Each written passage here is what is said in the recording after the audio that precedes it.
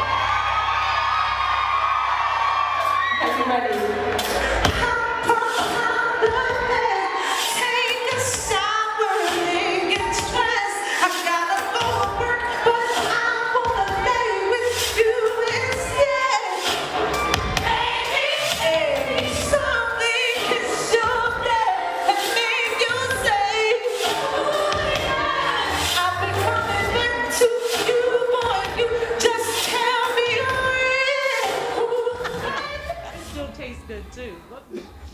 What make is this? It's amazing. It lasts forever. The everlasting. Oh my God. No, she doesn't even need an introduction, guys. Like, I mean, I'm just saying. I'm fresh off stage, you know, I'm still got a case of the yickety yaks, and yeah, hi Shay. What's up, Marsha? How you doing? Can't complain. Just off stage at Well Cafe, and the crowd was intense. They were live in there. They were ready to turn up, and I'm glad that I turned up.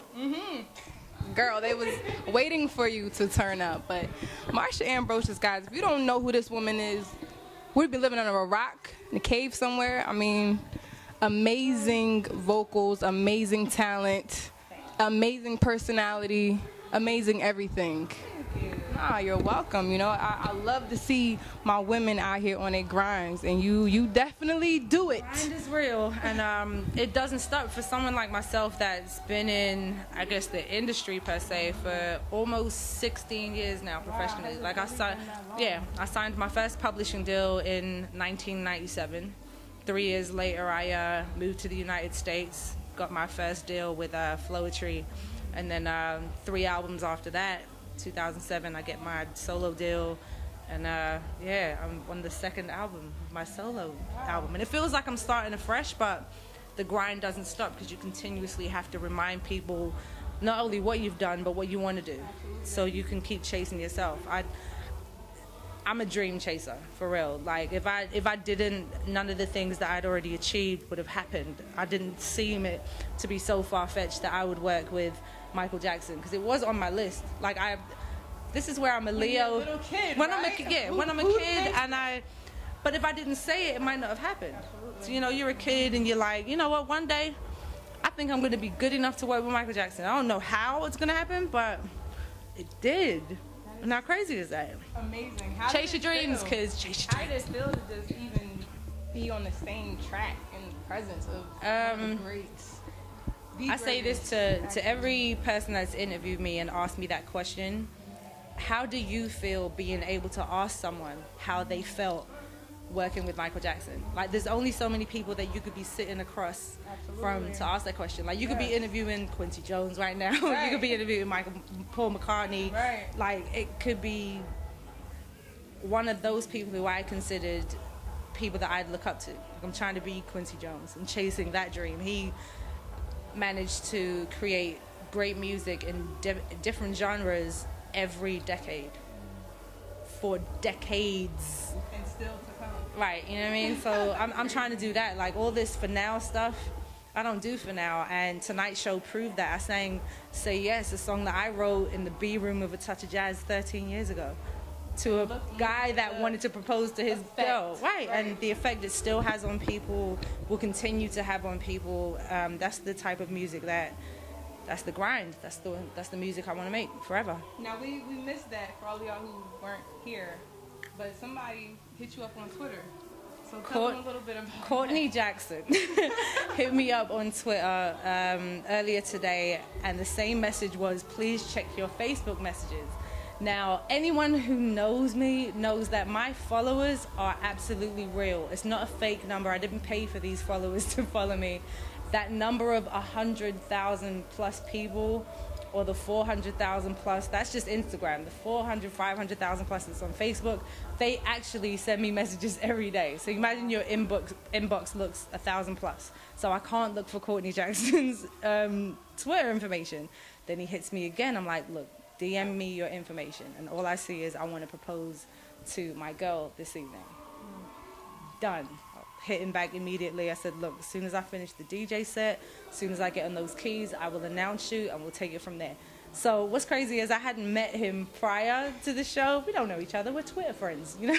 So I'm just glad it worked out. That was so sweet. I'm so glad it worked out. I didn't see it, but I heard it. I just heard everybody screaming. I'm like, oh my God, did he really just propose? I know. When I called for him, I was like, where is he? I'm looking at my DJ, I'm looking at Aaron, I'm looking at Omar, I'm looking at Gene. I'm like, where is Courtney? I'm like, is Courtney Jackson? No one said anything. And then before I knew it, I said, you know what? I'm just going to let God take over.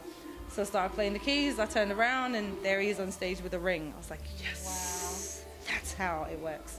Amazing. So I have to ask you this. I know people always probably try to put you in the Floetry box. How have you moved past that to becoming a solo artist? Do you still wear that? You have to. It's definitely a part of who I used to be. And without it, I wouldn't have, made the steps that it took to become who I am now. So this Floetry box, it stayed between the years of 99 through to 2006. And that's a long time for anyone to have done a project together, and myself and Natalie were definitely solo artists who managed to find something creatively that worked together.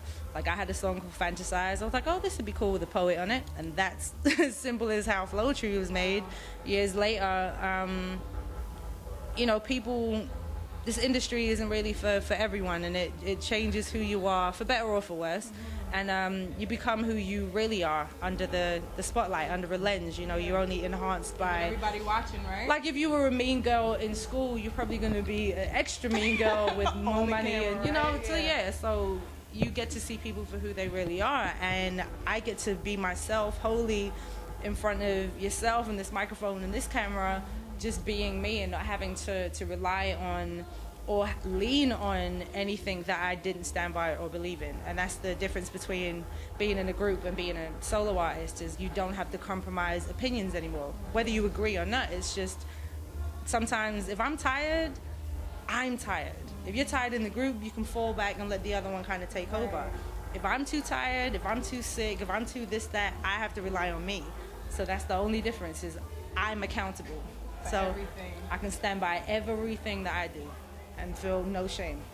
I love that. Your energy is amazing. Thank you. You are absolutely amazing. This whole time my Nike tongue keeps... Yeah, the London Sky High editions, and I believe they are only exclusive to a store called Office in London. So yeah, they say London on them. No one has this color. How do you deal with personal life and being this amazing superstar? I try and keep my dirt clean, is what I say. And we're living in the blogosphere world. Everyone wants to know your business before they want to know what song is out or what album you're trying to plug. It's who you're smashing, who wants to smash you, who do you want to smash. I'm like, is this important? They it's really actually, it's so important to some people, and I've never hidden behind anything I've ever done. So I don't know, I guess because I'm British and I have an accent, I say it on stage, I'm like, maybe you just let me get away with too much. Maybe you don't look at the right things to know exactly what I'm doing, so I'm just going to continue to keep it clean. All my dirt is clean. Word. That's the new joint. All my dirt is clean. I'm going to start using that. So I'm going to tweet you. Copywritten, Marsha Ambrosius. Right. I'm going to have to tweet her and give her props for that. All my credits, reposts, courtesy of that one right there. Well, your show was amazing. And, again, if you weren't here, too bad for you. I'm just saying, you missed an amazing show, and it was a pleasure to meet you. Thank you. Absolutely. The interview was great. I don't really come with a script. I don't come with the 50 questions. Oh, what are you working on today? What's happening tomorrow? Like, who are you smashing? And even if it was like any interview that I've ever done, I can't give you generic answers. I'll give you the answer that I want to give you today. I was having a bad day earlier. I wanted to curse out everyone. Know that. I was ready to curse out the DJ, my manager. Just, I don't know. I woke up on the wrong side of the bed. I think you can definitely do that. But it made me feel all better because someone proposed and they're going to live happily ever after. So I was someone's happily ever after today. I can't be mad anymore. They're laughing at me over there because I was cursing people out earlier, but that doesn't matter anymore. Not right now because your dirt is clean. Yeah, no, my dirt's clean. So let's... Marsha Ambrosius, man, what can I say? Her dirt is clean, her sneaks are cool, and she's freaking amazing. Thank you. Let everybody know where they can find you at if they're not already following you, all of you 50 million thousand. I don't know. Well, guys, hit me on Twitter, Instagram, Facebook. It's the same thing, /Marsha Ambrosius. That's MarshaAmbrosius.